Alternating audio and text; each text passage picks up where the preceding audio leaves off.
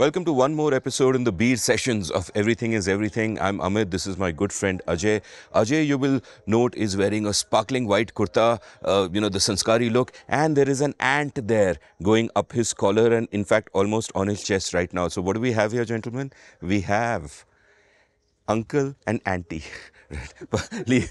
Leaving that aside, I'm having a good time in the hills. We are having a good time in the hills. So good. You might never see us in the plains again. But part of the reason getaways like this are important is that we get out of our comfort zone and, everything is fresh and we look at the world in a new way. And that's important in the realm of ideas as well. Like one of the delightful things in my journey as a reader, as a thinker, and one of my delightful journeys in all the conversations I've had with you is that one is often forced to re-examine prior beliefs. You think of something, it's just a given, it's an assumption you make, but then you look at it with new eyes and you realize that no, the data shows something different, the facts are something different, or maybe the facts were once one thing and have shifted, and therefore you constantly have to keep thinking anew about stuff. And in our last episode we sort of re-examined the relationship between education and development, right? Where you shared your insights, Land Pritchard's insights. We spoke a lot about how a lot of the conventional thinking on that subject is wrong. And we are going to do that today also with a lot of the conventional thinking around infrastructure. But before we begin that, I want to ask you a question that this mode of constantly examining assumptions, this mode of saying that, okay, everybody believes this, but that doesn't mean it's necessarily true. What do the facts say? What does the data say? How do I do the cognitive hard work of getting past a convenient belief, which makes me fit in easily, and take a more radical approach, which might get a lot of pushback from the aggressively conventional minded, to use Paul Graham's phrase. So what is sort of your thought on this, that, we are all drawn to certainty when we are young. I have a frame, this frame explains the world. Yes, I'm part of a tribe. Yes, I'm getting validation from the tribe. Yes. And it's a lonely journey to always question everything and so on. So what has your journey been in the world of ideas? It's a great question, and actually only in recent years I have started reflecting more on these meta questions on, how do we get to full Bayesian updation, that any updation that is not grounded in Bayes theorem is inefficient, and we are all less Bayesian than we need to be. In this, I have an opinion and a classification scheme. See whether you think it makes sense. I think there are two barriers to learning. There are two barriers to updating, to changing our beliefs, to changing our priors. The first is the problem of society, of others, of conventional wisdom, of the views held by other people and the views held by famous people, the views held by the mainstream. This interferes with all of us. This limits all of us. Speaking for me personally, that's never been a problem. I just, from childhood, I've been a free thinker. That I think from first principles. I don't give a damn if some famous person says something, if it's the conventional belief, if a Nobel laureate says it, for me, it means nothing. So this is how I am. There's an ant on your neck, this side. Yes. Yeah. It's still there. You caressed it gently. Okay. Anyway, continue. Yeah. So part one, I feel like I'm sorted. Just somehow from childhood, I've always been that I will think from scratch. I will think from first principles. I will hear the opinions of others. I will, curiously respect people. So as an example, I am a great admirer of Larry Summers. I used to read Marty Feldstein when he was around. Okay, I read Land Pritchard. I read Jeff Hammer. Okay, I take them seriously. I respect them, but I treat them as a kickoff for an argument. But then I have to get convinced. Puny little me is going to argue about this with a great person. I will never be reverential to authority or to famous people or to, the brightest minds of the world are not going to do something for me. I'll try to think about it for myself. So it's one part of this social dimension versus your level of independence. But then you land up in the second trap. The second trap is arrogance. The second trap is, oh, I figured it out. I've thought about it. I'll refuse to change my mind. Okay, and that is a deep danger. And for me personally, I think it takes years. So John Maynard Keynes famously said, when the facts change, I change my mind. And what do you do, sir? So I slowly change my mind. I wish I was better at it. I am too rigid and I'm too committed to the prized hard-won knowledge that I had figured out at an earlier date, and it takes me time to change, and I apologize for all the mistakes I've made, but this is an endless journey of trying to figure out stuff. You should not apologize for all the mistakes you made. We should be thankful for all the mistakes you make because they advance the discourse. They bring you here. Everything is everything.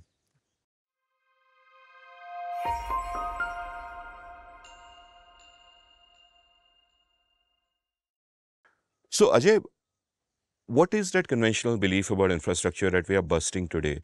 Take me through, what lies behind that. And I know through this episode you'll be giving us what I consider really novel insights, which which I'm really pleased to. Like what we sometimes do is there's a subject we'll know very well, and we'll synthesize what is known about it and bring it to you.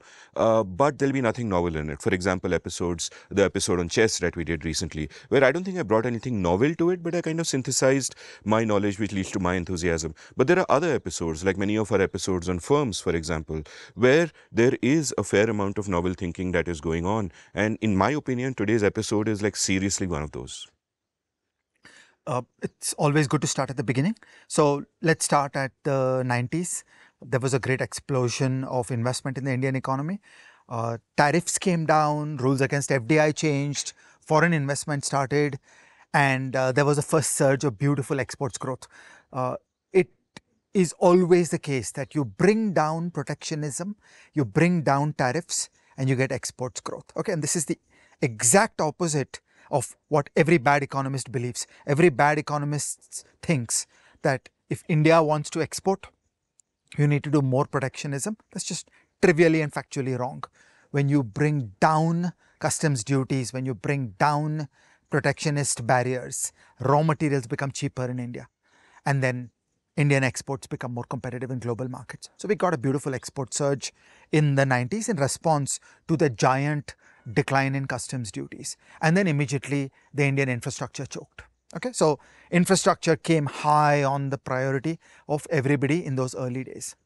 Now I want to say this in a more sophisticated way. Okay, so when we talked about firms and internationalization, I emphasized one core fact of this field. 50% or more of global trade takes place intra-firm.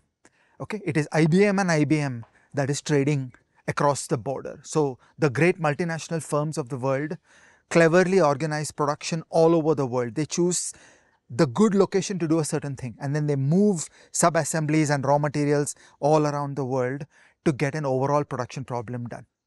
That involves a lot of movement. So a ball bearing goes to Brazil, an engine sub-assembly is made there, their engine is brought to Madras, the car is made in Madras, the car is shipped out. Okay, so there's a lot of movement going around. And so the grand theory of economic development is that the country becomes great, the country becomes economically successful by becoming a host to multinational corporations. Okay, so we don't care whether they are Indian MNCs or foreign MNCs. We have no interest in nationality. We just care that production should be done in India. And for production to be done in India, the key insight is that we need frictionless movement of intermediate stages of production to remote locations in India where labor is cheap. Okay, so we don't want all the production to happen in Bombay because you can't house 1400 million people in Bombay. So, and also labor costs in Bombay are high. Like nobody in a good sense, in a good frame of mind, would do low-end garment manufacturing in Bombay. The wages are too high. Real estate as well. Real estate costs are too high. So, gentle reader, around capitalism, there's a beautiful phrase you should always use as a trick to understand the world. Capitalism works by equalizing differences. So, if there's a difference in a wage, there's a business opportunity that why don't I place activities in the low wage place and ferry back the result to the high price place. So, you always want to make the chikki in China and sell it in Lonavala because Lonavala real estate is expensive. So you never want to make chikki in Lonavala. Is any of the Lonavala chikki made in China? It's not actually made in China, but it's made in Ulhasnagar. I have gone on a field trip and established this question. So I just applied my mind, and there's a hilarious story at some point I will tell you. But the punchline of the story is the guy answered, of course we don't make it here. We make it in Ulhasnagar. So you could actually write on it, made in USA. USA standing for Ulhasnagar Sweets Association. Yes. So that's the idea of capitalism, is equalizing differences. You're always looking for differences. Where is the real estate cheap? Where is the raw material cheap? Where is the labor cheap? Most important of all, where is the labor cheap? So what we want in economic development is that firms should locate production facilities at remote places in India where labor is cheap. But then that involves the entire infrastructure problem. You need to be able to move the ball bearing to remote parts of Madhya Pradesh where some work will be done, and then you need to move the result of that work back out to a next production location in India, or to a container port terminal, or to an airport, and then you're connecting up all over the world. This is the theory of how infrastructure is central to the Indian growth strategy. So there is a high table of development strategy, and infrastructure managed to climb on that table and say that this is the highest priority. Now I'm anthropomorphizing a bloke named infrastructure. Brilliant. And so the conventional belief that we are going to talk about here is that infrastructure is super important. Positive externalities are incredible. You build ports, you build roads, you're connecting up, different places. You are enabling the movement of goods and people and etc. etc. And therefore, that is where the highest bang for the buck will come from. That's a conventional belief. And that is central to the Indian growth journey. It's not just one more sector. Okay, so there are sectors and sectors and sectors. Like people in a given sector will always do a certain amount of advocacy because they're close to it, they feel strongly about it. But in the 90s, this theory of change was eloquently articulated by many people. It's not my idea. I am reporting the best and brightest economists of the age understood this whole story, that you bring down customs duties, you remove barriers to FDI, you remove the capital controls. Now suddenly India can connect up into global value chains, and we could potentially get millions and millions of jobs and fuel Indian GDP growth. Okay, so the dream was sky high, and that was the theory. And we all love infrastructure, and we're willing to keep on putting more and more effort and public money and priority of the policymakers into making the infrastructure work.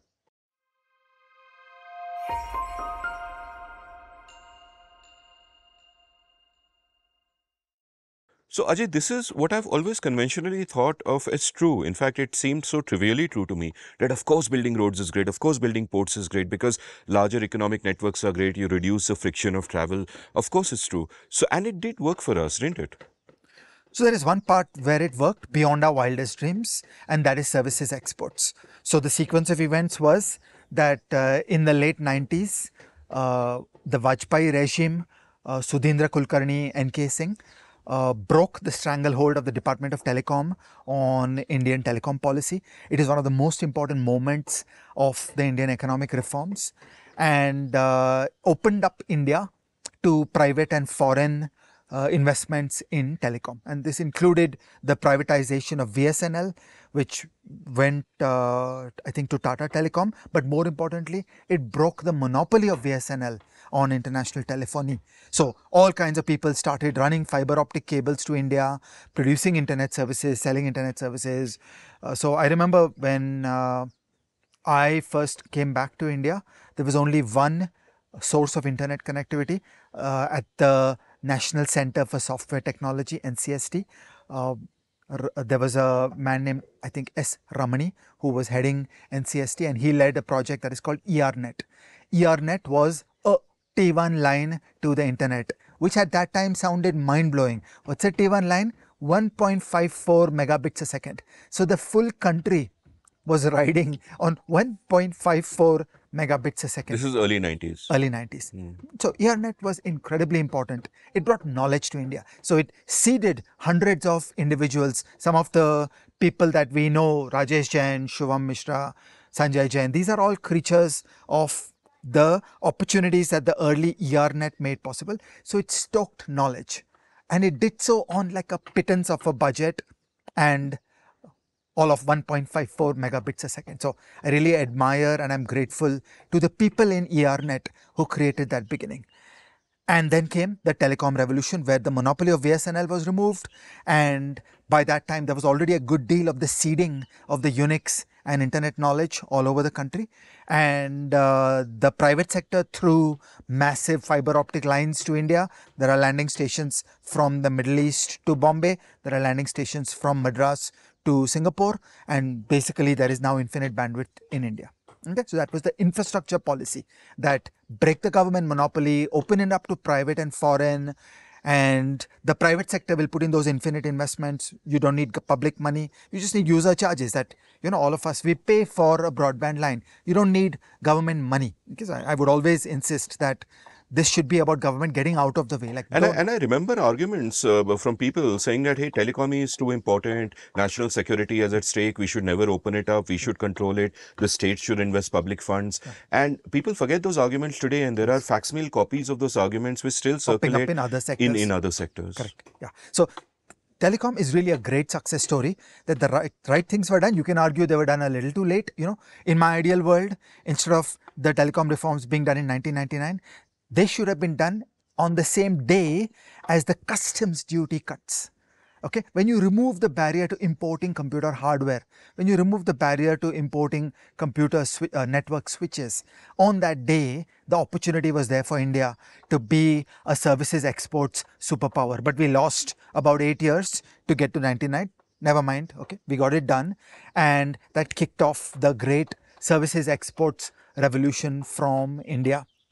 And the most important element of that is not that we do services production just in Bombay. We do it all over India. We do it in Bangalore, we do it in Hyderabad, we do it in Pune, we do it in Madras, and we do it in dozens of smaller cities all over India. So speaking for me personally, I remember I had a conversation with the founder of Emphasis, and he was saying to me that today we are crawling up the coast of Andhra Pradesh and Orissa, finding one city after another with a minimum population of 5-10 lakh people, and we put a building there, we hire 2,000 people there, and we are up and running. Wow. So there are people all over India getting into services exports roles. It starts as call centers, so you need people who've got some English education. The firm will fix up their accent and grammar and get them to greater proficiency in English, and lo and behold, you're up and running. And then of course comes the greater complexity of software and so on. So there are production sites all over India. Why are we able to do that? Because the infrastructure is there. So the electrons fly all over the world, and a problem is assembled, and the problem is sent to a worker in India at a remote location, okay, living close to her home, not needing to leave home and migrate. And she sits at her screen, she turns a wrench, adds value to the globalized system of production. The result is again packed up and flows back on fiber optic cables to a next stage of work somewhere in the world. So this vision of infrastructure as the mechanism for creating production facilities all over India, equalizing differences, the price of cheap labor in Vijayawada is cheaper than the price of cheap labor in Bangalore. So why will I build one more facility in Bangalore? The theory worked. And there is no greater revolution for India's economic destiny than the ITES revolution. IT today is India's biggest industry. IT is what India does. IT is the only thing India has won in. There is no bigger story in India than ITES. And there the theory worked out correctly, that there was a theory about why we needed this kind of infrastructure reforms. The infrastructure reforms were done, and the domestic and foreign private sector exploded in response to all that. And today in India, we are holding like some $300-400 billion a year of fast growing services exports. So that's the arc of development strategy, and it was based on a theory of change, and it worked and it delivered.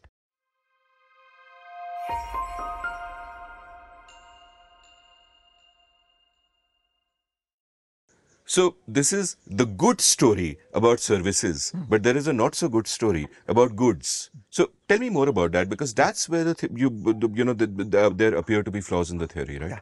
So this just did not work out with goods. Now all of container terminals, cargo planes, railways, roads was supposed to be about moving goods, and same theory, that you were supposed to go to remote Vidarbha where labor is very cheap and put up a facility to make white cotton shirts, hire 2,000 people sitting in a factory, make those shirts and send them back through a container terminal to markets in Europe. Okay, that was the same theory, but it didn't work out. So first let's just focus on the facts. There has been no great service goods exports revolution in India. And for me, I just kept watching the data and hoping and watching the data and hoping. And by the way, this is related to FDI also, because you really want this to be led by foreign firms.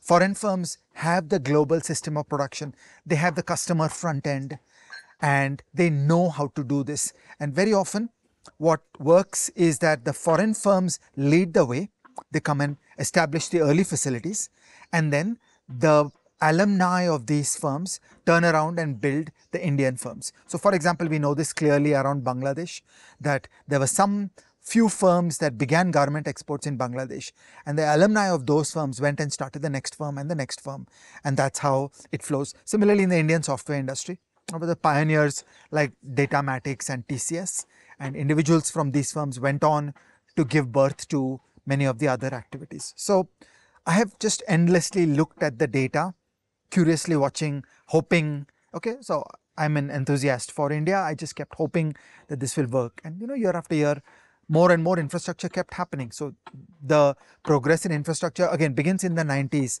Like there was wonderful stuff done around pro-competitive frameworks for the JNPT, where the government organized JNPT as 3 competing terminals in one port.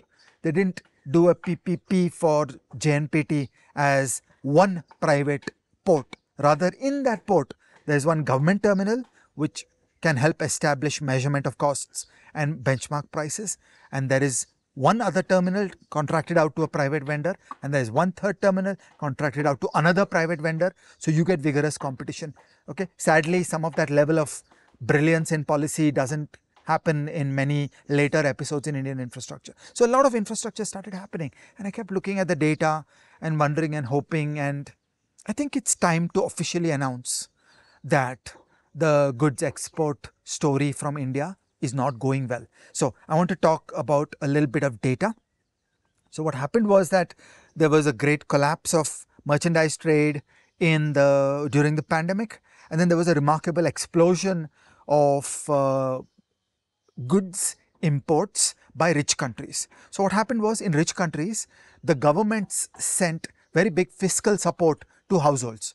So households were trapped at home, but they were merely buying stuff. So goods were purchased heavily by households in rich countries, and that led to a great surge of imports by rich countries, and there was a great surge of goods exports from India and from every other goods producer in the world. So it is a bit of a golden age for goods exports from India, and I'm going to use data after that surge. So I'm like painting India at its best. Okay, and so for us to do this episode, what I did was I looked at the latest available 10-year period, which happens to end at 2022-2023, fiscal year 22-23, which is a complete year, and then 10 years before that, which is 2012-13. Okay, so it's a 10-year period which ends after the pandemic recovery, and in a way that paints Indian goods exports in good light. And here is the sad news. The compound growth of goods exports through this period was 4% in nominal US dollars. Okay, and when you knock out US inflation, because unfortunately in this period there was quite a bit of inflation in America. Inflation in America, I think, averaged about 2.7% in this period. So in real dollars, goods exports in India grew over this period at 1.3% per year. Okay, and if something grows at 1.3% in real dollars per year, then it doubles every 52 years or 56 years or something, which is just nothing. Okay, so I want to lay claim that no, there was no meaningful growth in goods exports. Okay, and that's really unhappy and startling, that there was such a lot of money and effort that went into the container terminals and the ports and the railways and the roads, and it ain't working. It hasn't worked for 10 whole years, from 2012-13 to 2022-23. There's really an abysmal rate of growth, and I just want to belabor the point. Let's measure correctly. You agree? We should not count in rupees, we should count in dollars, because there are exchange rate fluctuations. And you should not count in nominal dollars, you should count in real dollars, because otherwise it's just a money illusion. So we should not get deluded by price changes in the United States. So constant US dollars is a good measure in the world of goods. a lot of goods are priced globally in dollars. So if you say, what's the price of iron ore worldwide or the price of a white cotton shirt worldwide, it's always quoted in dollars. So it's appropriate to count goods exports in dollars, but to deflate it, to take out inflation. And that's how you get to my reasoning that there was a long journey of infrastructure. A lot of progress was made in infrastructure. Through the 90s onwards, we made progress on ports. We've got the amazing Kandla port built by the Adani Group. It's really spectacular. It's a very good port by world standards. We made progress, the Golden Quadrilateral project, and then the NHAI built a lot of highways all over the country. Airports and cargo traffic have become better. The railways have become better. So really, in all respects, a lot of infrastructure has been put in. And I am taking the fruit of all that labor. So I'm not being unfair in that I'm sort of taking a period where the infrastructure was done and there was not enough time for the private sector to respond. So the story started in the 90s. I'm starting the measurement in 2012-13. By that time, plenty of infrastructure had happened. And I'm allowing a full 10 years to count the compound growth rate. So over a full 10-year period, at a late stage of the Indian infrastructure journey, did the infrastructure build out deliver on its original dream in the Indian development strategy? And I'm very sad to say, no, it did not. And it challenges a fundamental precept of infrastructure investment. So the theory was supposed to be, we prioritize infrastructure, we lavish money, time, management, effort into infrastructure because it leads to the core of the Indian development theory. The core of Indian development theory is India becomes host to global value chains, to global multinationals, both Indian firms and foreign firms, and there will be factories and production facilities being built in remote corners of India where wages are low and cheap labor will be hired and sub-assemblies will come there, finished goods will go out, there'll be lots of transportation and millions of jobs will be created in India. It will show up as exports growth. As an aside, it should also show up as FDI growth. So the hallmark of integrating into global value chains is you get more FDI, and you do the same calculations, 10 years FDI, and the quick answer is nominal US dollar growth of 7%, and I knock out 2 to 3% for inflation, that's about 4%, and some of it is the FDI for services growth. So again, there's been no great gains in FDI either. So it's a consistent picture that by and large, global corporations did not take to India as a platform, as is shown by the FDI data, and global plus Indian corporations did not take to India as a manufacturing platform, that is shown in the goods exports data. So the theory that we were going to lavish effort, priority money on infrastructure did not deliver. And I think this should make us more cautious, and it should start questioning the fundamentals of why are we doing all this? How much money are we spending? Are we getting bang for the buck? Is it a good priority for Indian developmental strategy? And I also have some other concerns around bang for the buck, but this is the most important. So I think it's time to recognize these difficulties in the evidence and be skeptical that maybe the choke points are elsewhere. It's sort of like what we did in the education episode, that there was a theory around education, but then when you look at the data, you piled and piled and piled on years of schooling. Did it deliver the intended impact on national development? No, it did not. Then it's time to be skeptical and take 3 steps back and wonder, okay, so why? What are the choke points? Why did this not work? What should we do different?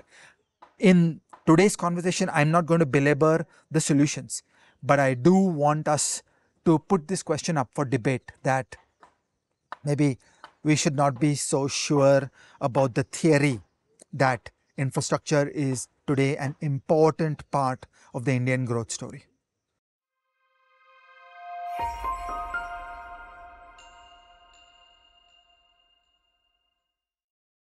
important part of what really kind of strikes me and we think we need to spell it out is that not that we are saying don't have infrastructure, roads are bad, ports are bad, etc., etc., but most of the spending that is going into this is public spending. It is really our money, and we've emphasized again and again in episodes that we've done that all of this has a cost. In your great book In Service of the Republic with Vijay Kelkar, you've spoken about how every 1 rupee of spending by the government has a cost of 3 rupees to the GDP, and therefore you need strong reasons. You need to justify why you're doing this. That money comes from coercion, that money has an opportunity cost. So we need to really have our priorities right. And people like me always understood that I might protest at things like state money being spent on things like statues or even space programs, but infrastructure we need. And yet, what you've pointed out with your data is that, listen, we're not getting bang for the buck, right? So we need to rethink the state spending on it and need to figure out why, that bang for the buck isn't there before we can think about what to do about it. So why isn't there bang for the buck?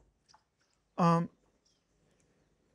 Gentle reader, I want to introduce you to an economics term. It is called incremental capital output ratio. Capital output ratio, that I put in so much more capital, how much higher output did I get? Incremental capital output ratio, that we are not counting the stock of capital and the old output. Rather, we are saying the change in capital and the change in output. Okay. So in technical terms, the phrase often used is ICOR, incremental capital output ratio.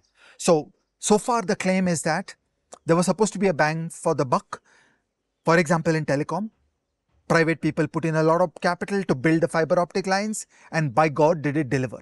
That at the aggregate Indian GDP level, there was a beautiful impact. Indian GDP got better in return for the capital that was put in. And so far I'm saying around goods that the incremental capital output ratio has not really worked out. Now, there are many pieces that are going on in this field, and let's talk through some of them, and at the end I want to bring them together. But first, I just want to obsess on what may be going wrong around the incremental capital output ratio of infrastructure. And as I said, we'll synthesize it at the end. So here are some things that are going on that are on my mind as the diminishing bang for the buck in infrastructure. The first is a simple economics principle of diminishing marginal returns. Okay, so you start in the 90s. What is the greatest burning priority of building infrastructure in India? Okay, you want to do a golden quadrilateral project, you want to make JNPT work better. JNPT is what was then India's biggest container terminal off Bombay. You want to make a Bombay and Delhi airport work. Okay, these were like the burning priorities of India. What does it mean to say burning priorities? It means very high bang for the buck. That when you look around the landscape, they grab your attention. These are the most important projects. And when we commit 100 rupees to those projects, it has a major impact. But inevitably, as time flows, you are doing less and less good projects. Okay, so Bombay Ahmedabad is phenomenally important. Bombay Pune is phenomenally important. But by the time you're building an highway from Pune to Nashik, or from Nashik to Nagpur, the marginal product will be inferior. It's inevitable because you've finished up the good projects. The best projects get taken up early. And then later on, the next wave of projects that are done will always have a lower bang for the buck. It's just the basic economics of diminishing returns. When you do a metro in Delhi, it's very valuable because Delhi is a big important city. But by the time you're doing a metro in Nagpur, frankly, there's very little use of a metro in Nagpur, whereas it costs the same or it costs similar numbers. So this is argument number one, that it is inevitably the case that there will be a diminishing ICOR as the infrastructure build-out journey proceeds.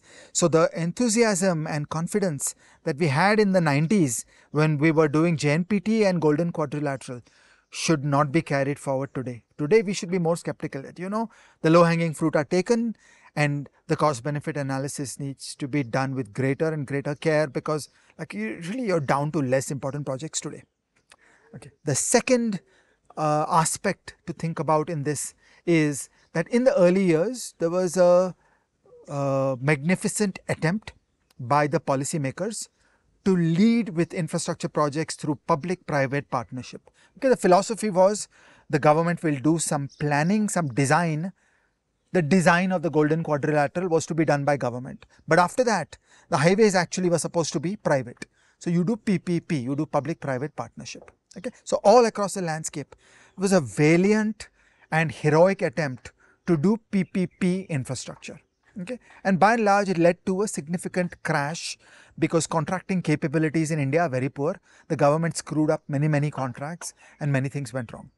Okay, in my opinion, the correct answer was to delve deeply into those sources of failure, to develop a research literature on contracting, on understanding contracting as a core capability of every state, because every state can and should get a lot done by the private sector. So whether you say military affairs, or you say innovation policy, or you say vaccines, the right solution is not for a government to build stuff, but for a government to do complex contracts with private persons and get things done from the society, which is the correct thing that the generation from 1991 to 2011 was doing, which with all their difficulties, they were pushing the frontier on how to do PPP infrastructure. And admittedly, there were many mistakes and many things went wrong. And the correct strategy was to go debug those mistakes and get back on the incremental journey. Do research, build a literature, understand what went wrong, get into the policy pipeline, and then incrementally chip away at making progress. Unfortunately, that was not done. The government instead basically chose to retreat and say, hell with it. PPP is too hard. We don't want to deal with private persons. We'll just do government projects. And there was a great shift away from PPP projects to government projects. Now, this unfortunately damages the ICOR. Okay, the incremental capital output ratio will always be worse because the government does a less good job. The government will spend more to build the same infrastructure asset. A private person will be stingy, will do cost control, will be far more efficient in building an asset. A government will waste money building the same asset. Further, governments typically do a terrible job of operations and maintenance, and so the infrastructure asset suffers a higher depreciation rate. So the capital of the society gets wasted when it is in government hands. Whereas a private owner of a road, a private owner of an airport will always maintain it better. They will do better operations and maintenance. And so the bang for the buck for society will be better. So this is the second reason that because we moved away from PPP projects to private projects, the ICOR gets worse. Okay. The third reason is that once you've finished with the first wave of obvious projects, the JNPT, the Golden Quadrilateral, now it's less clear what project you might like to do. And then it tends to become more political all over the world. Now you're not just randomly placing the roads, you're placing roads in the constituency of a powerful person, or maybe there is a greater emphasis on religious sites because a government may like to stoke religiosity in the population, or a government might like to go after a marginal constituency. Okay, all these extraneous considerations start coming into the picture. So in a government dominated environment, there is an even greater chance that less good projects will end up getting prioritized. So this is reason number 3 why the ICOR went down. Finally, fourth, public choice theory teaches us that the civil servants and the politicians like to announce projects, they like to do contracting, and there may be many corrupt objectives in doing the contracting to get the construction done. But after that, the unglamorous work of running an asset properly and of doing the regulation of private people overseeing projects, all that is hard work and messy, and it's not as much fun as launching projects, as doing inaugurations, as ribbon cutting and doing propaganda shouting that, oh, we're so great, we launched a new project. So the challenge of being a state is the challenge of high quality, quiet, humdrum work where you don't get applause and you don't score propaganda points.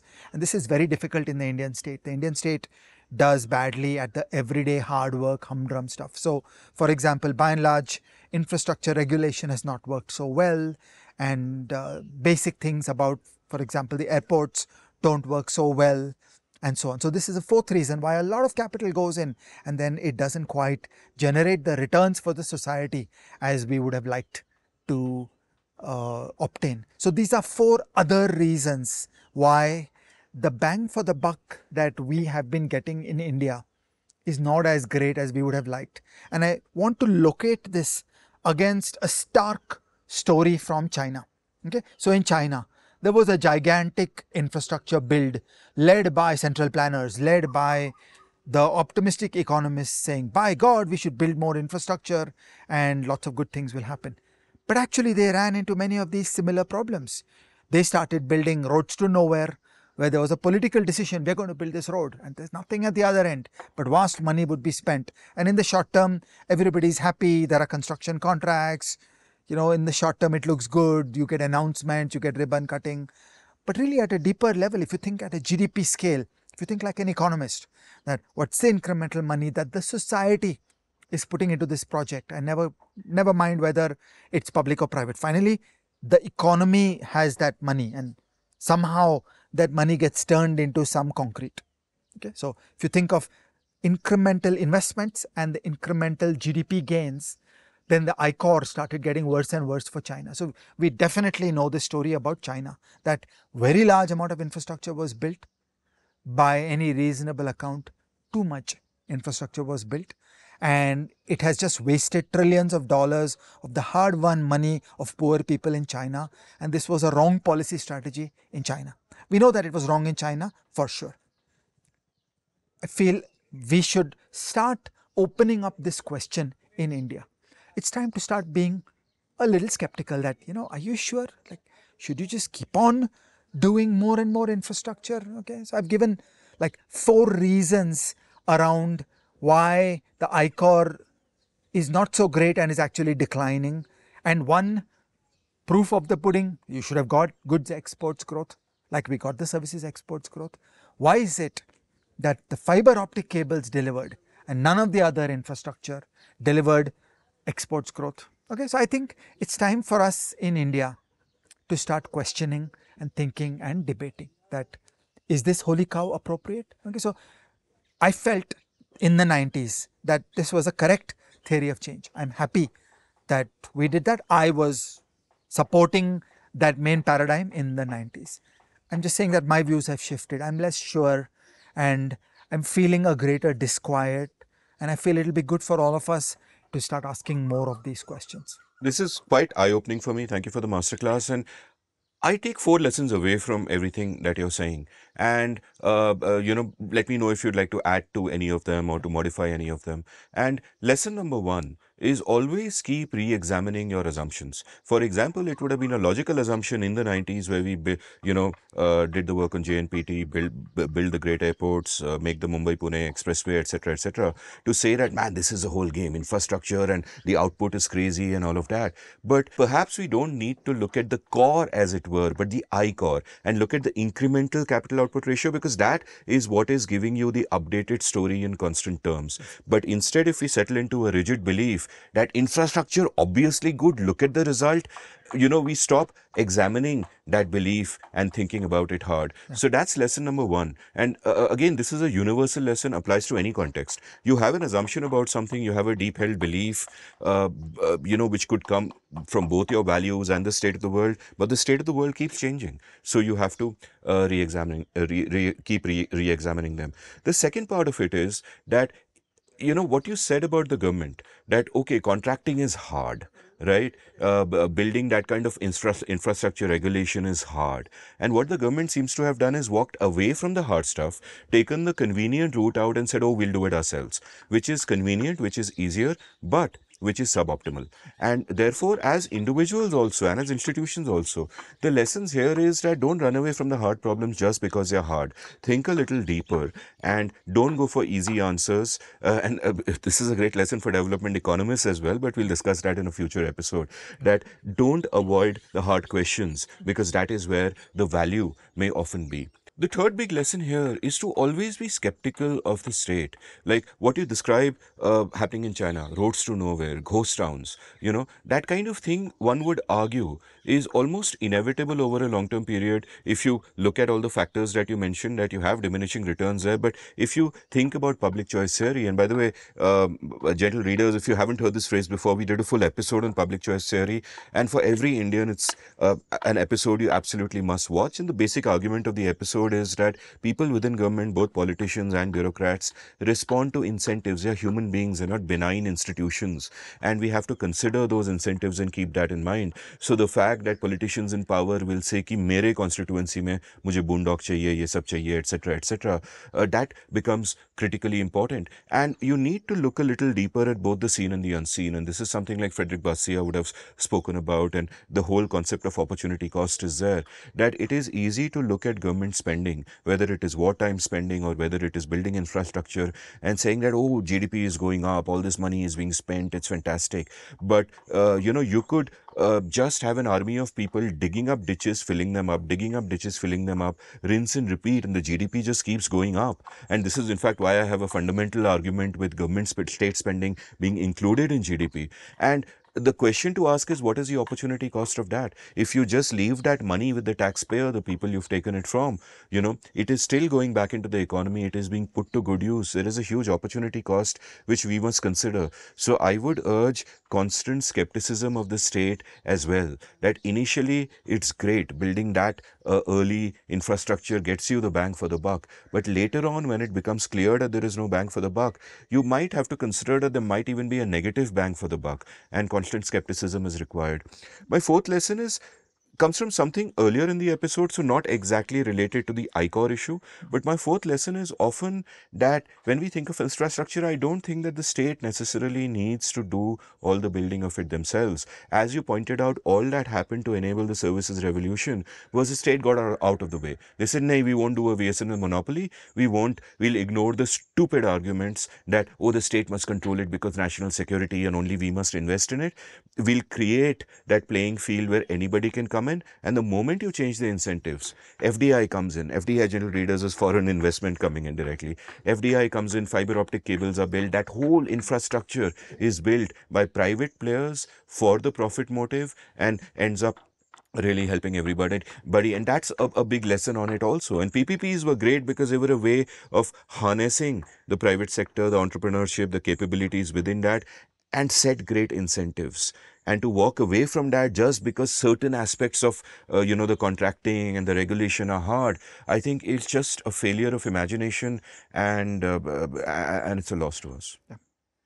I agree with everything you said. Just to carry these ideas a little further, in the PPP world, one of the great theoretical concepts was that the private sector would not sign on to building roads to nowhere. If you want a highway from Pune to Nashik, the private sector would scratch its head and calculate and estimate and project and think hard, like, am I putting my money down for a highway on which there will be commensurate traffic? And if the traffic projections don't look good, then the private sector will not build those roads. So you get this automatic sanity check in private-led projects. When I was in the Ministry of Finance, Ashok Lahiri led the idea, and I think it was a really good thing, to build something called a viability gap funding. So this was a construct to overcome the externalities problem. So there is an element of build it and they will come. Okay, that when we build a highway from Pune to Nashik, partly there is a user charge paid by the direct users of the highway. But there are also indirect benefits to everybody along the road because their economic prosperity goes up. And so putting the entire burden of the infrastructure asset only on the user charge is a bit wrong. And we should hope a little. We should do some amount of public funding to pay for that externality. There are large positive externalities. So Ashok Lahiri's idea was viability gap funding. So the idea was like this, that the government announces, we want to build a road from Pune to Nashik. Let private people give bids of how much subsidy they want. So the guy who asks for the least money wins the contract. Saying that on paper, we agree, we know, you know, that there is no business case to build a road from Pune to Nashik. But very well, we are willing to put down some money, that we want a 4-lane highway of ABCD technical characteristics from Pune to Nashik, and it's a reverse auction. The private firm that asks for the least money wins the contract, but after that, the money is fixed. Now the incentives of the private guy are to build the road correctly, do good operations and maintenance, and you get a high quality asset. You don't get a bad government asset. So all this is the subtlety of doing PPP correctly, and was really a shame that government contracting is a very important field. In my organization, XKDR Forum, we are running a vibrant research program on how to do government contracting better. And it's really a high priority to build state capability. We need more and more government organizations to learn how to do government contracting. And then you have to get into that policy pipeline of data, research, rival policy proposals, public debate, expert committee reports, laws, implementation. That same journey needs to be walked in the field of government contracting.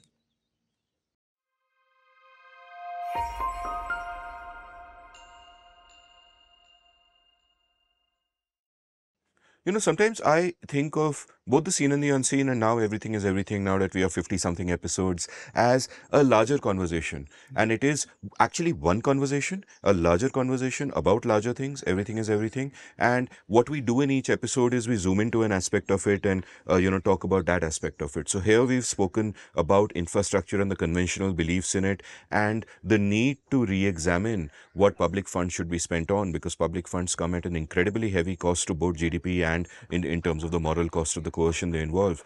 I want you to zoom out a bit, right? That, this belief is part of a package of beliefs about the Indian development story. Ultimately, that is what matters to us. That I know is like perhaps your deepest concern and what keeps you awake at night and what keeps you excited in the mornings. That, how do we get rid of poverty? How does India develop as an economy, etc., etc.? Where do these insights fit in that story? Yeah.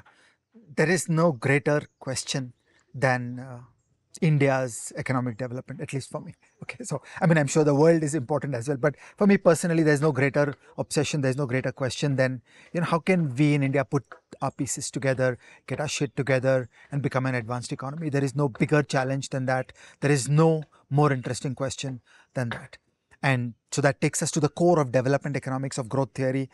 And what does this story tell us? So first, I want to marry this story with what we did around education. That in education, Lant Pritchett was the little child saying that the emperor has no clothes. When he wrote the paper, where has all the education gone?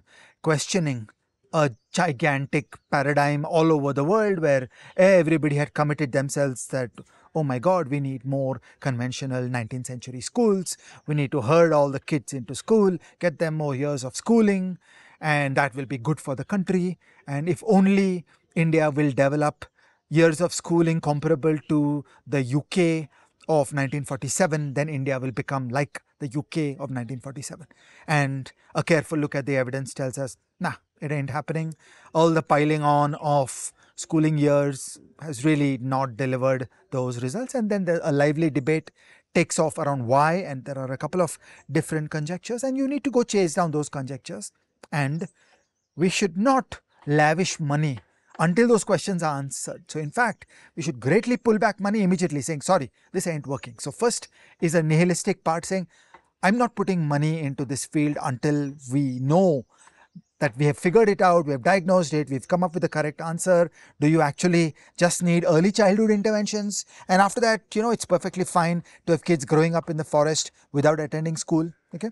So we don't know what's the correct use of public money, and certainly you should not continue to put public money into things that are known to not work. Okay, that kind of hesitation and skepticism is important. I think we may be at the early stages of that kind of reasoning around infrastructure. So on services, full success. We got the services exports revolution. But for goods, I'd like to say, where has all the infrastructure gone? Okay, it isn't working. We are not getting that goods exports revolution.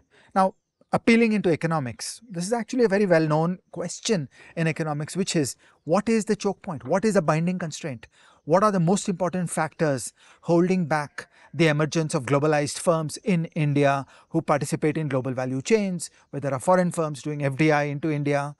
That is the core question. So, the grand question in Indian development economics is always around global firms and Indian firms choosing to locate production into India, into all parts of India, low wages, high wages, everything, and to do private investment into India. And that's where Indian growth comes from. And I feel those are the most important questions. And infrastructure is probably not the binding constraint today. So maybe if you'll solve some other problems, like hypothetically, I'm just going to make up an explanation. Suppose we conclude that the problem in India is the capital controls. Okay, the capital controls, we torment foreign firms too much operating in India. We do nonsense things to them on taxation, etc. Like, let's make India hospitable. Let's make India like an OECD country in terms of capital controls, in terms of taxation. Let's solve all that rubbish. Okay, and imagine once you solve that, you get huge gains in FDI. You must see those outcomes coming, otherwise your theory is wrong. And then it can rapidly become that the choke point becomes infrastructure. Okay, you'll start seeing the container ports are full, the roads are jammed, the trucks are not able to move on the highways. Then yeah, then the binding constraint has moved. And then we should come back into the field of infrastructure and wonder, okay, how could we fix it?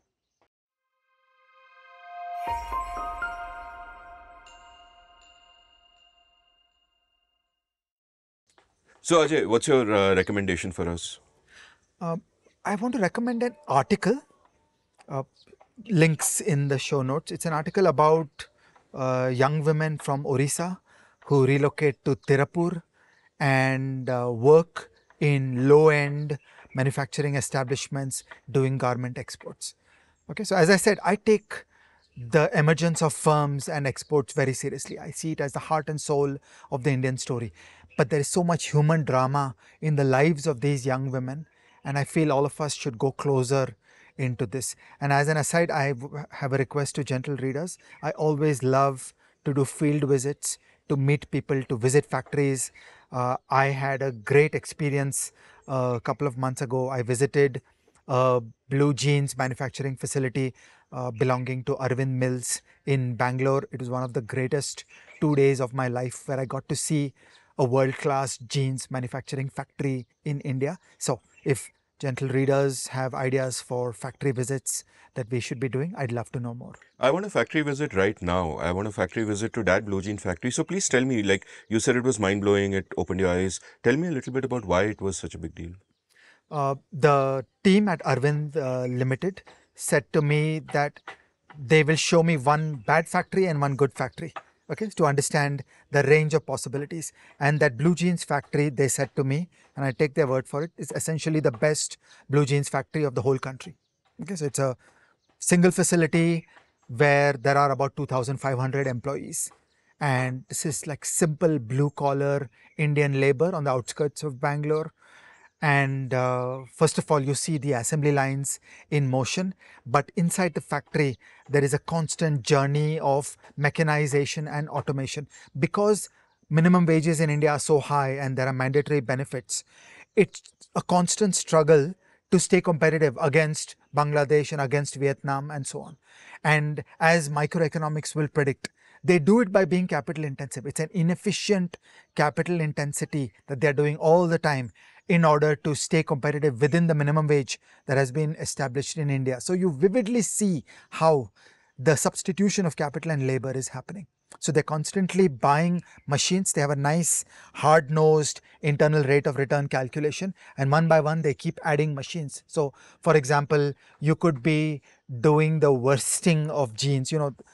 People like to buy jeans that look like used old faded jeans, and you could do the worsting in a more labor intensive way. Instead, you have a robot doing that same worsting. Those new machines come in. Then I found fascinating things around day shift versus 24-hour operation. In the day shift, it's almost entirely women. But when you get to 24-hour operation, there are all kinds of difficulties on the physical safety, the transportation, on government regulations, and then it's 100% men. So you see so many interesting problems about how the Indian labor environment shapes the firms and how the best firms are manfully thundering ahead, building world class, doing 100% exports with hiring 2,500 people from one factory on the outskirts of Bangalore. And this is such a classic illustration also of what we keep talking about how bad labor laws like the minimum wage harm workers, they don't help them. Yes. Well, in this case, what a minimum wage law effectively does is everyone whose work would be valued at below that minimum wage It's kept is out. put out of a job. So instead of earning X amount, they're earning zero, and everybody would agree that zero is worse. So this is simply terrible. And at this point, I'll also recommend a Seen and the Unseen episode I did recently with Soumya Dhanraj, fantastic economist. A lot of her work is about women in factories. So, since you mentioned that, that episode is like one of my top 10 favorites of the Seen and the Unseen. Just a remarkable person. Her parents worked in a factory. They were factory workers, and her mother at one point sold tea for many years at a tea stall on the Coimbatore highway. And coming from that kind of background, I find that she's actually the best kind of economist. Someone who is not accepting blindly the received wisdom that you get from the top, but questioning everything on the basis of real world experiences. So, quite remarkable.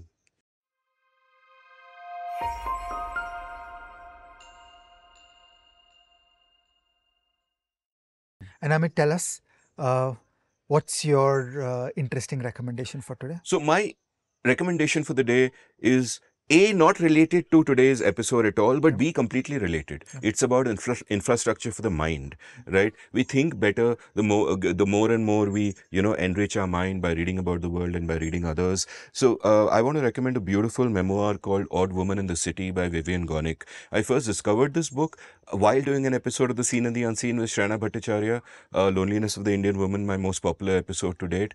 And so I made it in the show notes while I was linking the book from Amazon. I said, sounds interesting, let me read it. And I just fell in love with Vivian Gornick's writing. It is so remarkable, and reading that just made me feel like, writing myself. And I gifted that book to a young writer slash cinematographer slash designer slash general creative person, Namsita. And over here in Beer, we've kind of been reading paragraphs aloud to each other. We made you read a couple of pages, Ajay Shah, and you politely said, how good? It's not good. It is great. This is like the best kind of writing, which just makes your brain explode. And I love this book. It's a desert island book. So, Odd Woman in the City by Vivian Gornick.